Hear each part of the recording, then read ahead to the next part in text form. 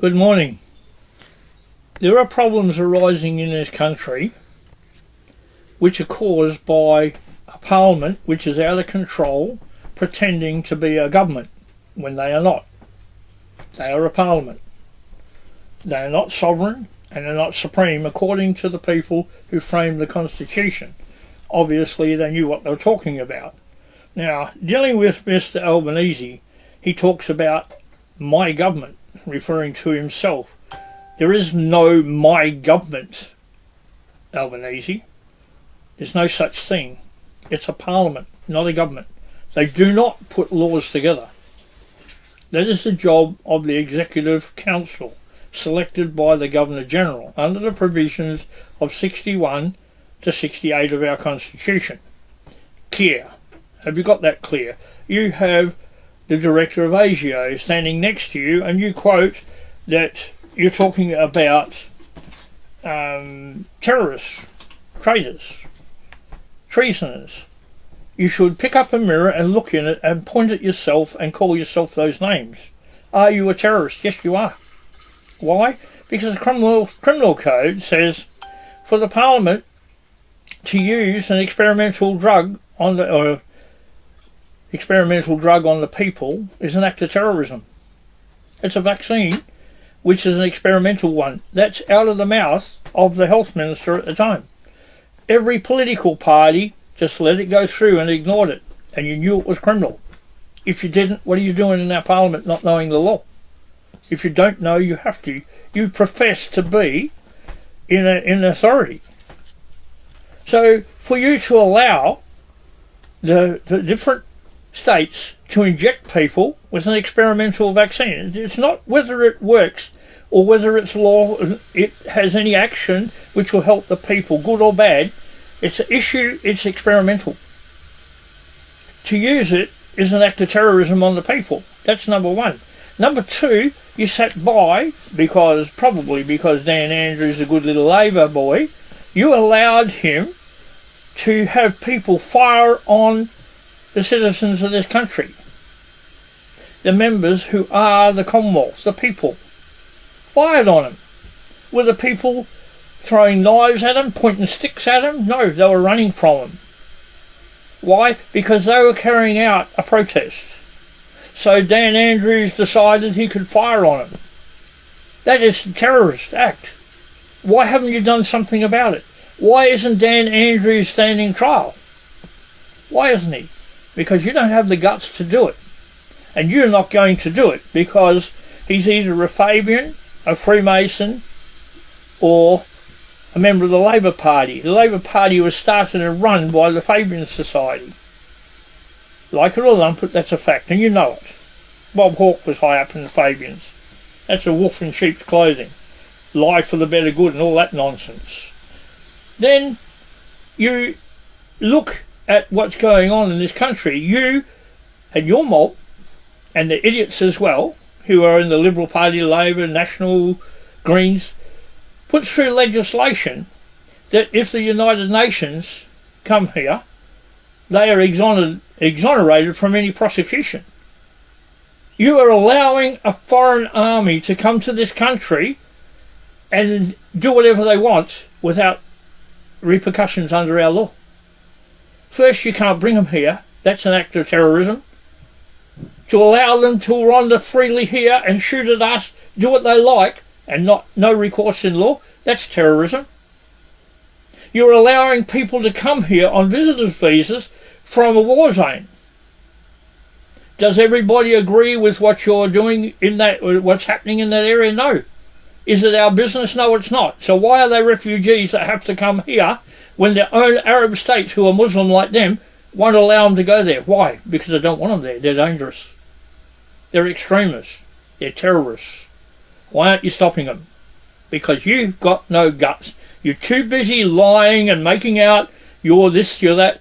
You are, at greatest, the foreman of the Parliament, the Speaker, nothing else. Because there is no office of Prime Minister in this country. Or Premiers, if there is.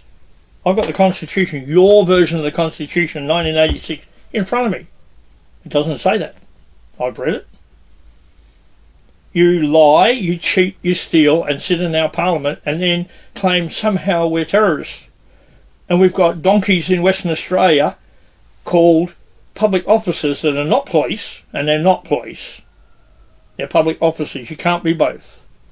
It's separated by the Criminal Investigation Act as police officers or public officers.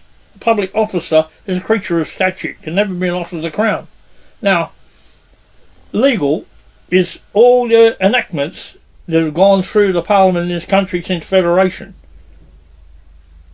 Definitely is. Because, why? We've never had a lawful Parliament. I just made a list of a few. This is it. Australian Electoral Act 1973. Who said you can have an Electoral Act? It overrides Section 8. The qualification of electors of senators shall be in each state that which is prescribed by this Constitution or by the Parliament as a qualification for electors of members of the House of Representatives, but in the choosing of senators, each elector shall vote only once. We're not voting only once. The papers require us to vote for, look at that, a political party, or 12 or 20 odd members below the line, or 8 people for the House of Representatives. So let's look at that. Section 30. Until the Parliament otherwise provides, the qualification of electors of members of the House of Representatives shall be in each state that which is prescribed by law of the state as a qualification of electors of the more numerous House of Parliament of the state. But in the choosing of members, each elector shall vote only once. Why? And that's a letters patent. Now, until the Parliament of the Commonwealth otherwise provides, the Parliament of any state may make laws for determining the divisions in each state for which members of the House of Representatives may be chosen, but the number of members to be chosen for each division, a division shall not be formed out of parts of different states. In the absence of other provision, each state shall be one electorate. Well, the problem is, the Constitution, Chapter 1, and this confirms it's a total electorate of one state, until the Parliament otherwise provides. But the Constitution Act, Commonwealth Constitution Act 1900 UK, was put in place on the 29th of October 1900 with a letters patent. The monarch never signed off on it. Only the monarch can change a letters patent. So the provisions for the Parliament to provide are gone. So where do we reference? Queen Victoria knew the garbage that was put in here by some people, so she removed the right to change it unless she had to say. Queen Victoria. And that's Clause 8. Clause 8.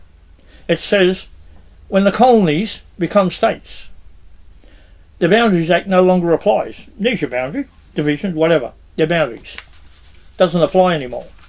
However, when the Commonwealth is established, it's established as a self-governing colony of England. A self-governing colony, not an independent sovereign nation, as a senior partner in a huge or big or large, whatever he wanted to promote himself to, said that it was established as an independent sovereign nation.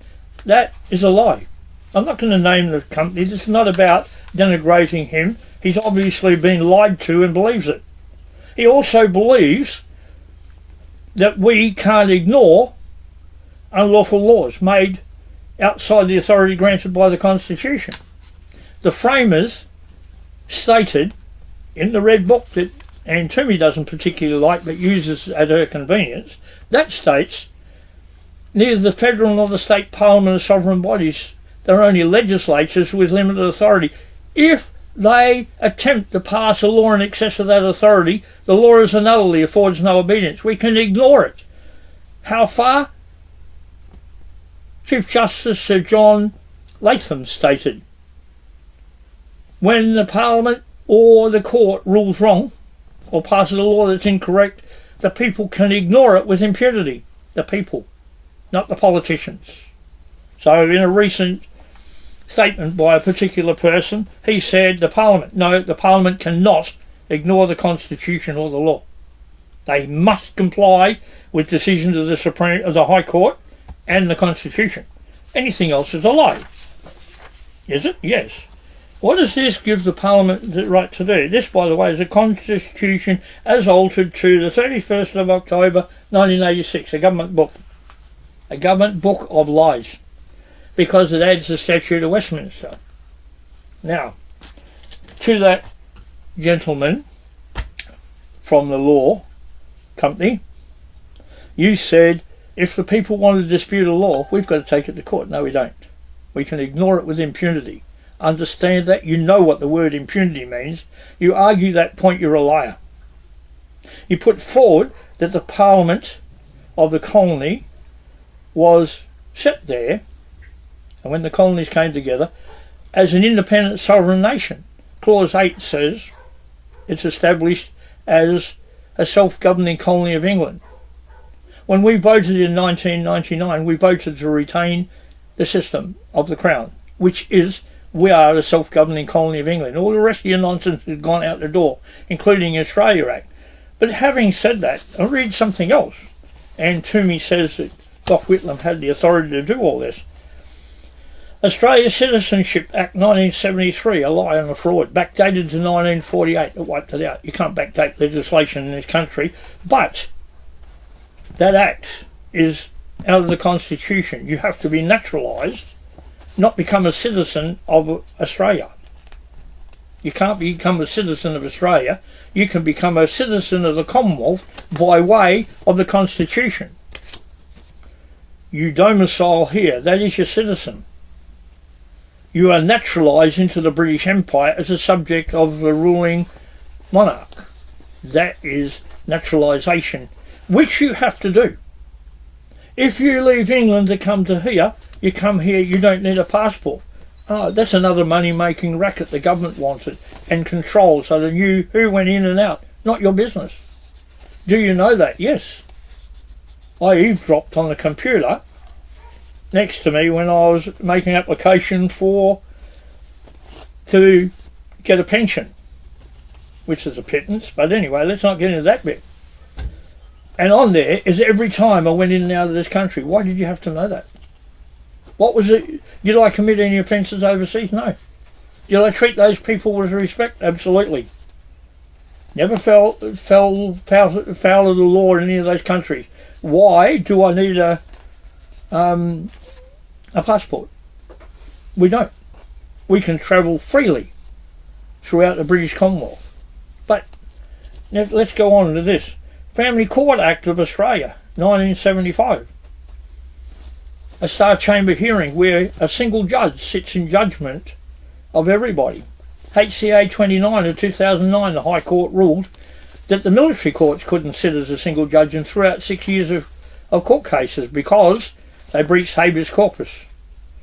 Now, HCA 44 of 2010, the High Court ruled 1688 Bill of Rights habeas corpus. Look at that. And all other imperial law is law in this country and must be abided by. So where do you get off saying we're an independent nation? We're not. We are a self-governing colony of England. Have we ever had a lawful federal parliament? Absolutely not. We haven't.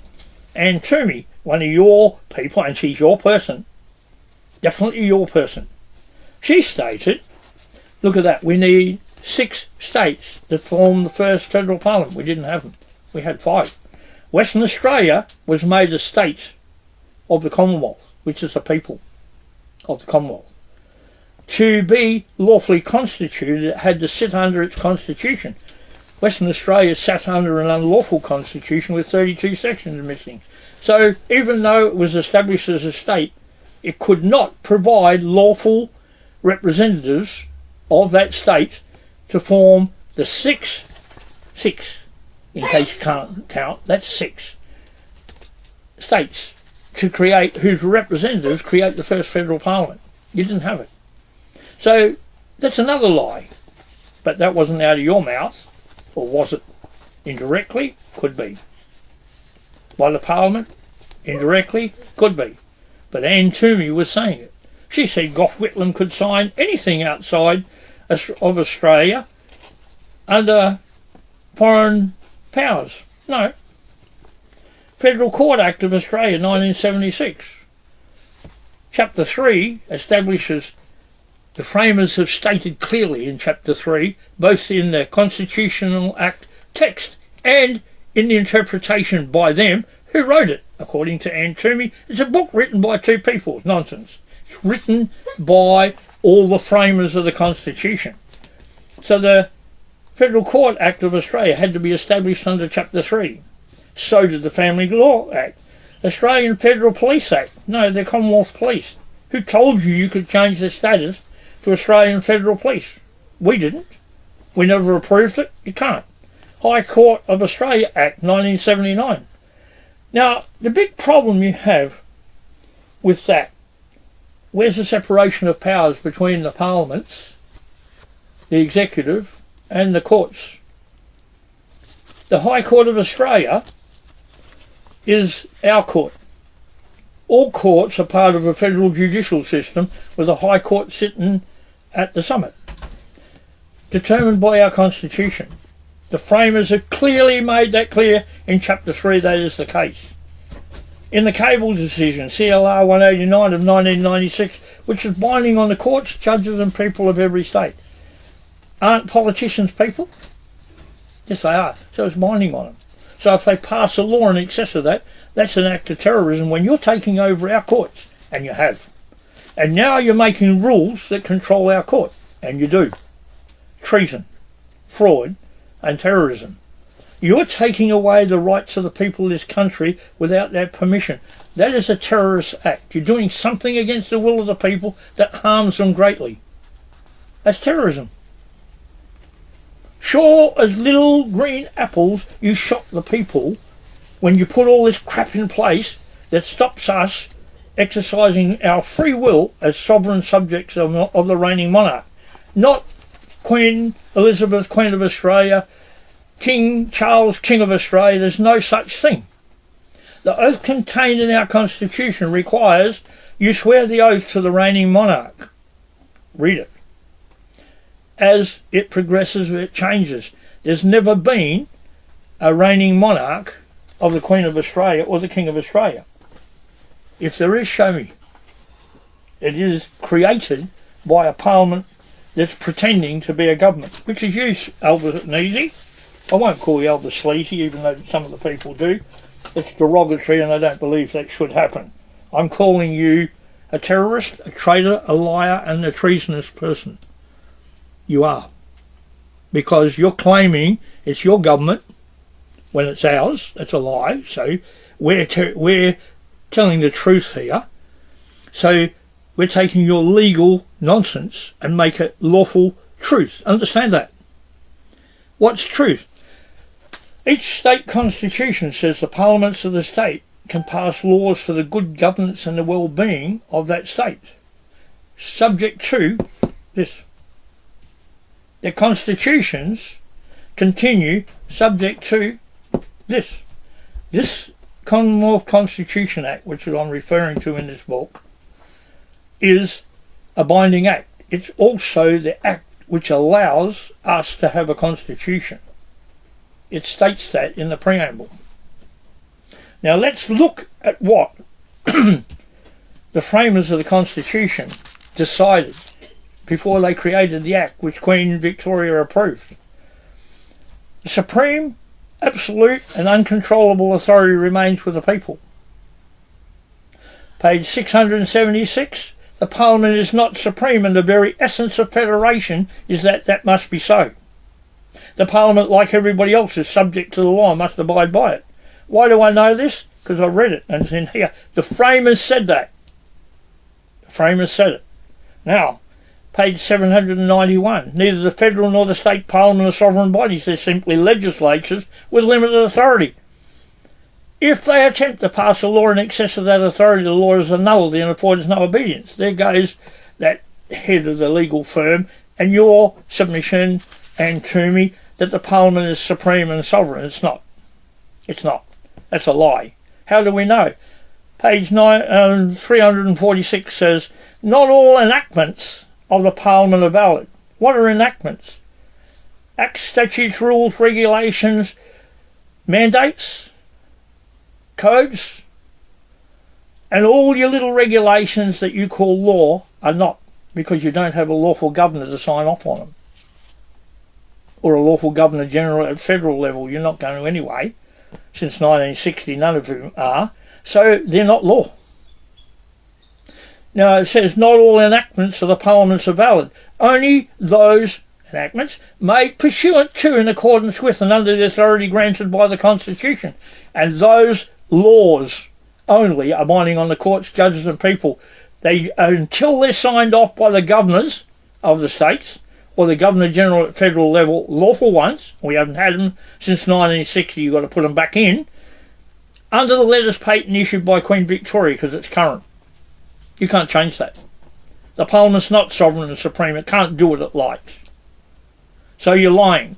So you don't have any laws, you have acts, statutes, rules and regulations and codes with absolutely no authority. So the mandate to force everybody the police used to drag people off the street, lock them up and charge them and fine them had no value in law. Mandate is not law. And even if it was, it would have to comply with the Constitution. Can't. There's no emergency powers granted by the Constitution. If there is, show me. Show me where a parliament that debates and passes legislation in the House of Representatives and puts it on to the Senate, who checks whether it complies with the Constitution and rejects it if it doesn't. Then it must go to the Governor-General for the signification of the representative of the Crown. But therein lies your problem, because the Commonwealth Constitution Act 1900 UK, like every other state constitution, was put in place with a letters patent, was subject to signification by the reigning monarch. Hasn't been done. It's a law. It's unlawful. It's fraud. You lied again and cheat. That is legal, but it's not lawful. Lawful is the truth. Legal is lies. Now you've got a bigger problem, Anthony, because you made some claims about Magna Carta. This book, see the royal insignia on there? Up until 1600, the Roman Church, or Roman Catholic Church, either way you like it, who started Islam and the Catholic religion. I'm not knocking people who are Catholics. A lot of my friends are, and they're good people. That's not the issue. The issue is, this came about. This was changed to the royal identifier with the unicorn next to it. How?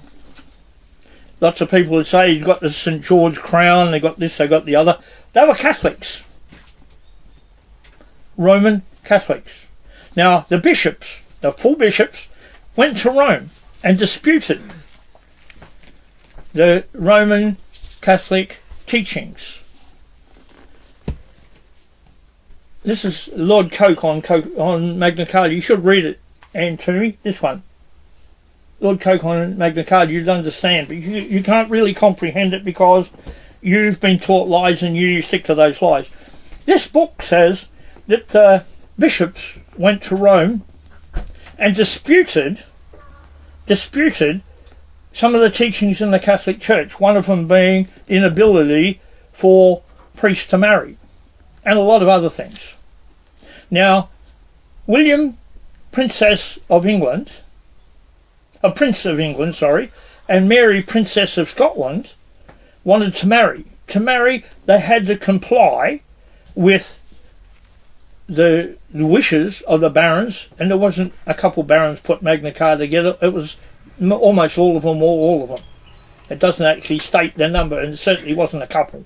So that statement by you, Anthony, was a nonsense. Not true. Change it or shut up, one of the two. It's your choice. Don't bother reading it, because you can't read lies into truth. Now, this book is written by somebody who you should take notice of. Lord Macaulay, History of England to the Death of William III. The reason I refer to this is about the revolution in England in 1600. And what happened then? When the bishops came back, they came back as archbishops because they were in disputes with the Pope in total dispute. So what was their religion? Was it Protestant? Yes. What does the word Protestant mean? Protesting the law. Protestant. Protests. It's a protesting religion. That's why almost all of what it did was the same as the Catholic Church, except for the fact they were allowed to marry, they were allowed other things, but it still carried out the same duties.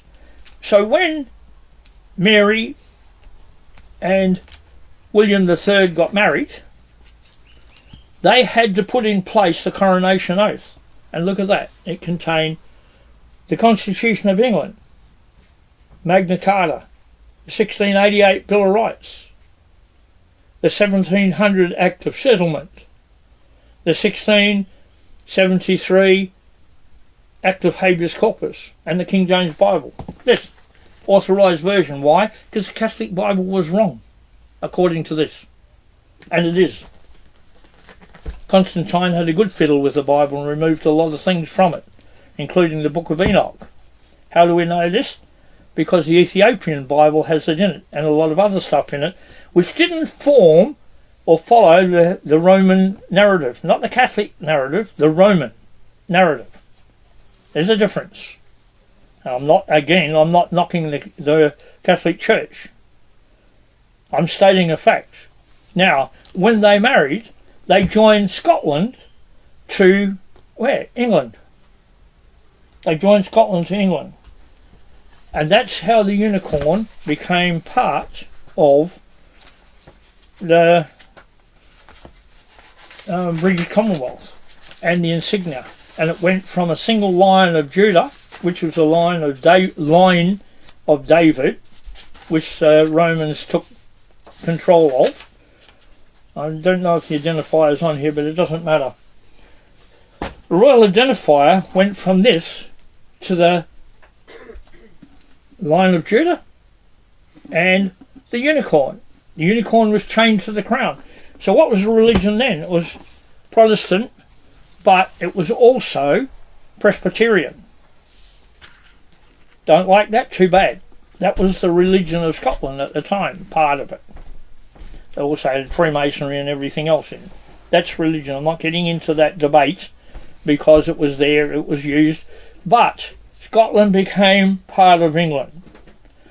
Now there's a lot of debate on what Revelation says in the authorised King James Bible and a lot of what things mean. And I'm not going to get into that because I'm still researching it. But I tell you now, and to me, Magna Carta in its complete form is a forever law. Habeas corpus in its complete form is a forever law. The Act of Settlement in its complete form is a forever law. 1688 Bill of Rights in its complete form is a matter of forever law. The King James Bible is a matter of forever law. Why? Because it was sealed with the royal seal and backed up by the barons who are the House of Lords. Now, this book explains it all. You should get it and read it. It's a very interesting book. There's 3 others in the series. I've only managed to get 1 so far.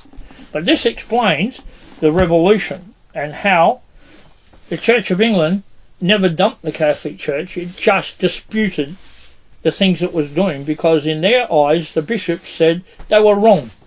A right of everybody to dispute what a man says when the Bible is a spiritual book, the Word of God.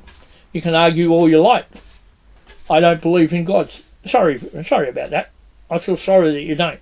You're missing out on a lot. But nonetheless, the law is the law. These laws are forever laws. If you think back, or you remember, or you bothered to look at it, Queen Elizabeth went before the British Parliament and said, "You touch the Act of Settlement and I'll suck the Parliament." Why? Because you could. But is King Charles III have absolute authority? No, he doesn't. No, he doesn't. Who came back from Rome? The archbishops. Why? Because the church was above both houses of the British Parliament, the High Court, and all the barons. They didn't go against God's word. They went against the teachings of the Roman Church, nothing else. That's why it became the protest religion or Protestant religion. But then out of Scotland came the teachings of Martin Luther, part of it. There was some in England anyway, and some on the continent already since the 15th century. History teaches us that, but you haven't bothered to look at that either. So the Presbyterian Church also was in there. In our Constitution, 116 says no government can legislate against a person's religion, nor can they question it, nor can they make it as a condition of being in the public service. But you must swear the oath contained in this Constitution, 1 William and Mary, that's law. It is imperial law, forever law. Every public servant or person who exercises authority in this country must be able to show where the authority is granted, and must, before taking their position, swear the oath of allegiance.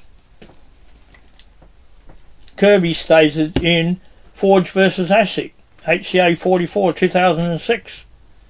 Not only permanent judges, but temporary judges must swear the oath of allegiance before taking their oath of office. Before. Section 42 of this says every senator and every member of the House of Representatives, before taking their seat, must swear the oath contained in this. Not the oath to the King of Australia, the Queen of Australia, or any other moron, because they don't exist. We are a self-governing colony of England. We chose in 1999 to retain that. Anything you have in there is treason, fraud, treachery to overturn the Constitution, wage war on the Crown, and look at that, terrorism. And you have passed laws, you call laws, but they're only acts and they're lies, to allow a foreign mob who we don't have anything to do, we did not grant the right under 128 to join the United Nations. It required that. Why? Because the High Court ruled it. The plenary powers described in the Constitution are in the legislative authority granted subject to the Constitution. It doesn't really fit the description of plenary power, which is absolute and complete, and it's not. And Toomey can't work that out, or hasn't bothered, or just doesn't want to tell the truth. She's got to work it out. Every time I've watched Ann Toomey's videos over the last couple of weeks, because people say, oh, you don't know, this is wrong, that's wrong. No. Ann Toomey has gone through a long list of things. But when you look, for the first one, she was looking at the bottom and reading the text there. When I brought it to her attention, it swapped. Now she looks at the lens, but her eyes stay fixed, but her eyeballs move following the text. She's still reading what someone else wrote. Watch it and see. It's there. Now, Ann Toomey, I think, should be removed from her position because until she learns the truth and starts teaching the truth. Every politician in this country must prove their authority. Every judge, magistrate, registrar, or anything else sitting in our courts has to prove their authority. Why? Because we said so. What are we doing about it? We have a case before the High Court that says they have to prove it. It's an application for a writ of quo warranto to order anybody exercising authority, all the judges, a whole lot, prove their authority. And they can't. It's been there almost 6 weeks and they haven't answered it. Why? Because to answer it, they've got to put themselves in jail. They're locked up for treason and fraud. They have no authority. No crown, no right, no authority. End of the story. So legal is nonsense, it's lies. Law is act, statutes, rules, regulation, everything else made according to our Constitution. The framers of this Constitution interpreted it. Why? Because they could. And why? Because they put it together. Why would you listen to the interpretation of Ann Toomey or any other so-called professor, including red-headed Dave from Western Australia, who's a constitutional expert, and then states, contrary to Section 68 of the Constitution, the political parties control the military. No, they don't. The Governor-General does, on behalf of the Queen or King or the reigning monarch. That's a fact of law. Sorry, Dave, you got it wrong. Sorry, Anne Toomey, you're totally wrong. This book says, in relation to Magna Carta, which you quoted, can be changed any time. That's a lie. The British Parliament can't change their constitution. The people can. And this book says you're a liar. You should read it and see how many lies you've been telling. If you don't bother, you become that lie. At present, you're just spreading lies. So have a nice day. Thank you. So the first goal is trying to protect against the virus coming into Australia. That's vaccinating the quarantine workers, border workers and so on. The longer term goal is herd immunity. Well, obviously that is a long-term goal, but one of the things we've been cautious of is that you have three factors. You have coverage, you also have the question of the transmission capacity and impact, although the evidence coming out of international studies now, both clinical trials and real-world data, is that the different vaccines are showing a strong transmission impact, but we always have to be aware of the capacity of the virus to mutate. And we have to look at what is called the longevity of the protection with regards to the antibodies that are developed. And the world doesn't know that answer. The world is engaged in the largest clinical trial, the largest global vaccination trial ever, and we will have enormous amounts of data. But what's the message for the public